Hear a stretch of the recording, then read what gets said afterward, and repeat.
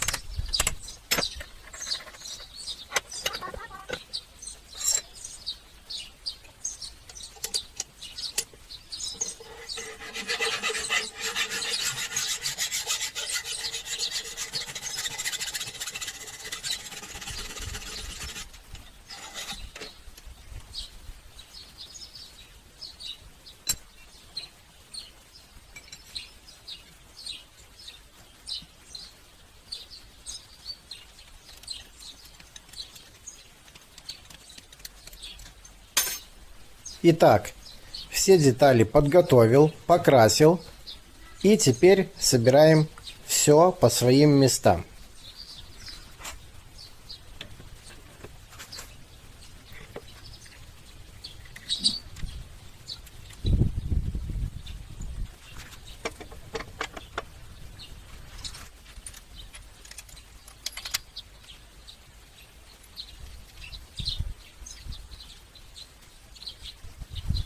Если вы установили вал на 3 ножа и бензиновый двигатель, то маховик обязательно нужен.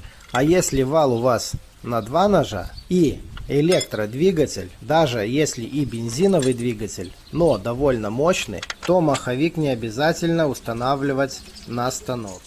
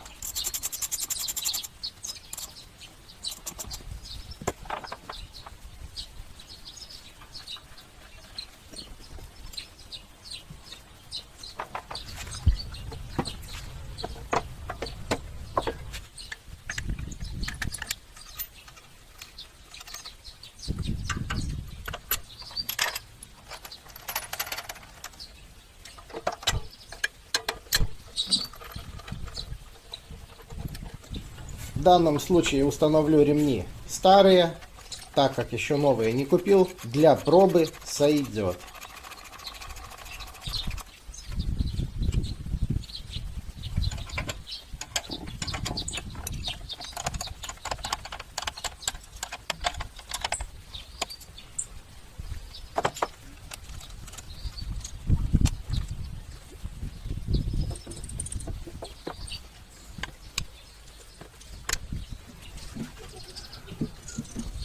Ну вот что получилось. А получилась вот такая машина, вот такой станок под названием измельчитель, щепорез, дробилка, дерево. Точнее, от дерева веток. Ну, кто как называет данный станок. А теперь немножко пробежимся по конструкции, а дальше попробуем его в работе.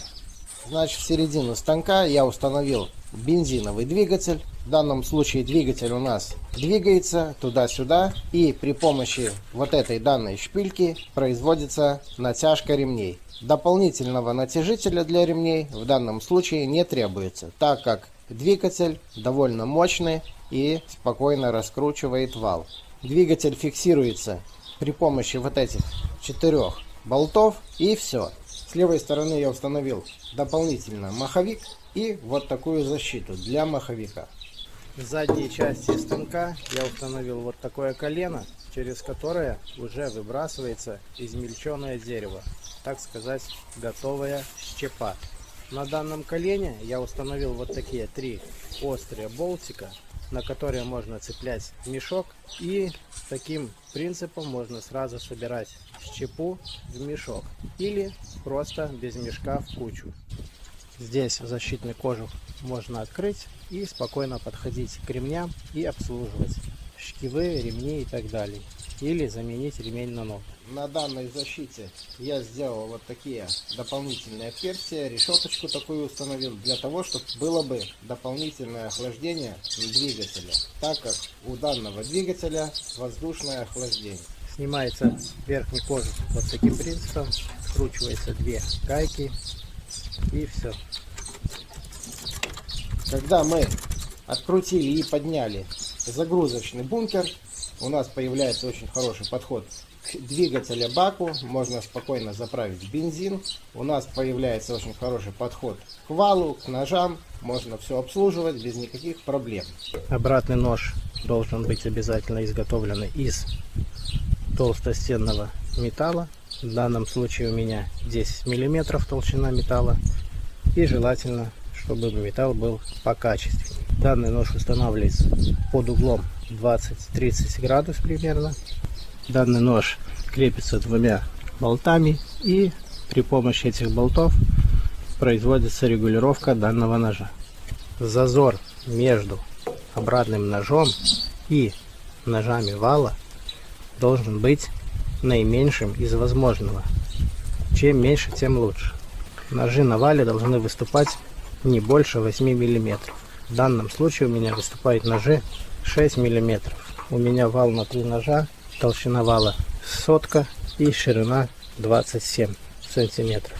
На данный аппарат я установил 2 колесика и ручку для транспортировки данного аппарата. Берешь за ручку и передвигаешь в нужное место. Вот у меня есть вот такая огромная куча веток, довольно даже толстых веток, от дерева яблоня, груша, слива и так далее. Сейчас буду все это я перерабатывать на щепу.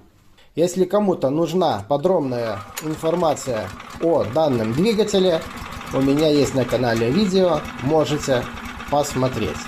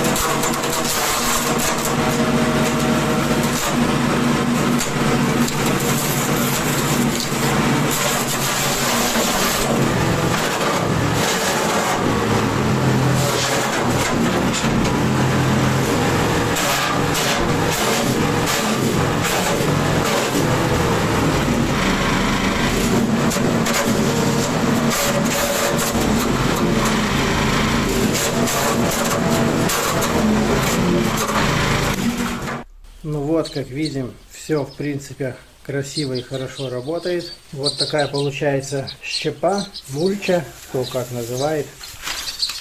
Вот сколько я уже ее намолол. Данную щепу можно использовать для отопления, для копчения. Можно посыпать где-то в огороде, вокруг деревьев.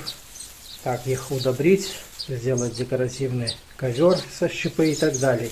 Конечно, пропускает местами вот такие разные веточки, но это не страшно, можно бросить в компост и так далее. Данный аппарат рубит ветки до 3 сантиметров, в принципе, легко, дальше уже ему тяжеловато. Вот такие палки 5 сантиметров и толще я оставляю, просто здесь на месте бензопилой вот таким принципом режу и дальше буду жечь на мангале и жарить шашлыки данными остатками веток толстыми. Ну, как-то так. Как говорится, отходы в доходы. Как изготавливался изначально данный станок, смотрите первой части. А на этом у меня все. Всем спасибо за внимание. Всем пока.